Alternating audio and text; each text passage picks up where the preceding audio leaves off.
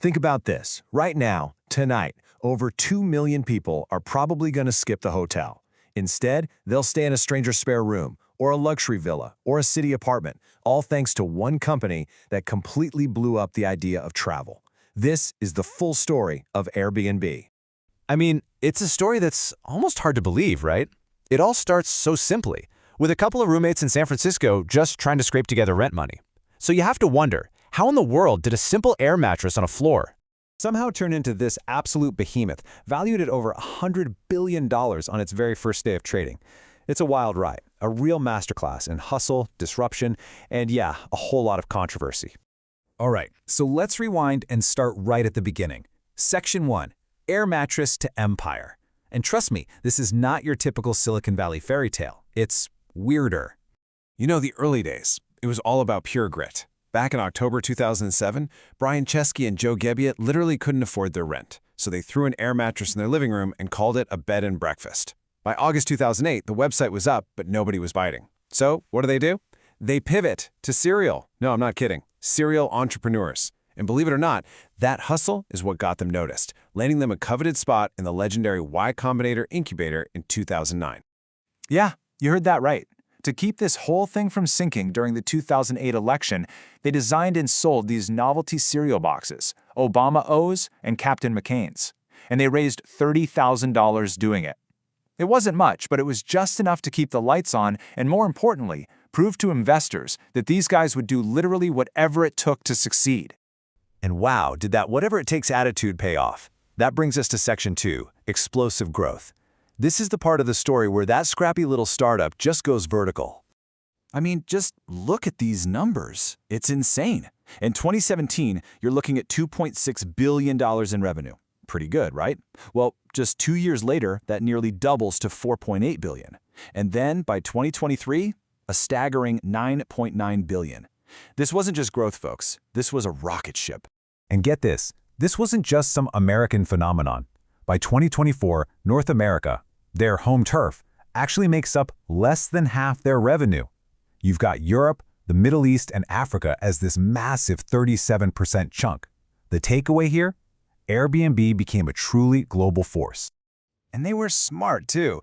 They didn't just stick to spare rooms. They started expanding their empire by buying up other companies. Trip for Real for local experiences, luxury retreats for that super high-end market, Hotel Tonight for all the last-minute bookers, and Urban Door for corporate travel. They were basically building out a whole travel ecosystem, trying to own every part of your trip.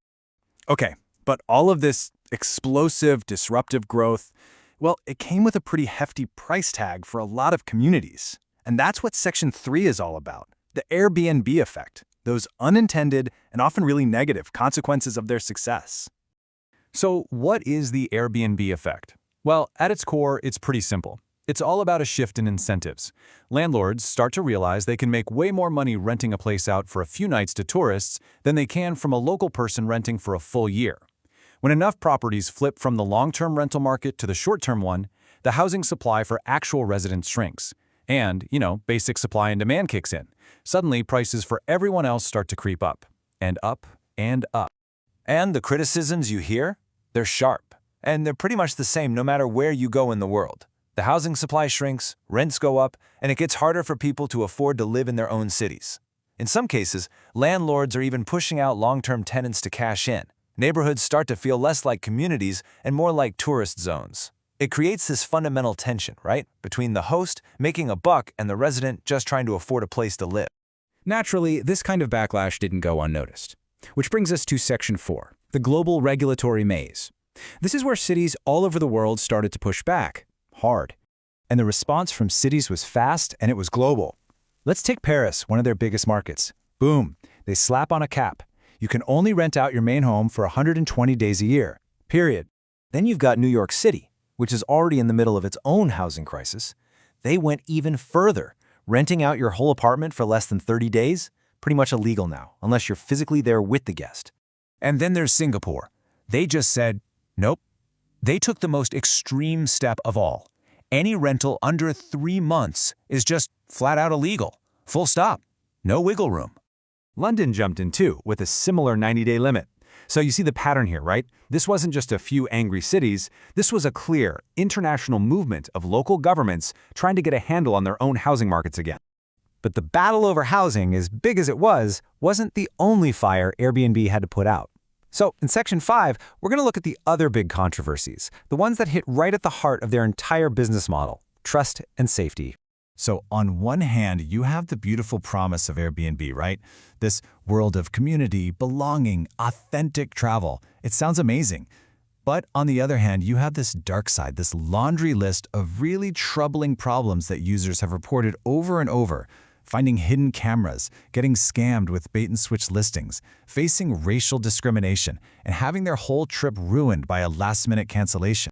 And look, this isn't just a few disgruntled guests. A major CNN investigation in 2024 dropped this bombshell of a quote, basically accusing the company of consistently failing to protect its guests from hidden cameras, even though they knew it was a huge problem.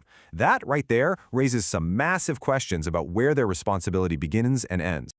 Now, to be fair, facing all this public pressure, Airbnb did start to make some pretty concrete changes. They brought in some serious muscle, like former Attorney General Eric Holder, to help them write an anti-discrimination policy. After some horrible incidents, they permanently banned all parties. And just recently, they finally banned all indoor security cameras to try and calm those privacy fears. So, where does that leave us? Well, it brings us to our final section, a permanent guest. After all of this, the incredible growth, the fierce controversy, what is Airbnb's legacy? Are they the brilliant disruptor they set out to be, or are they just a permanent, complicated dilemma? Well, one thing is for sure, financially, they are an absolute powerhouse. I mean, the 2024 numbers speak for themselves. We're talking over $11 billion in revenue, a really healthy net income of $2.65 billion. This isn't some scrappy startup anymore. It's a publicly traded giant that is absolutely here to stay. And so, at the end of the day, we're left with a really big question. This whole sharing economy idea, where we share our cars, our homes, it completely rewrote the rules for how we travel. But it forces us to ask a tough question. In this new world, who's really sharing in the profits, and who's the one left paying the price?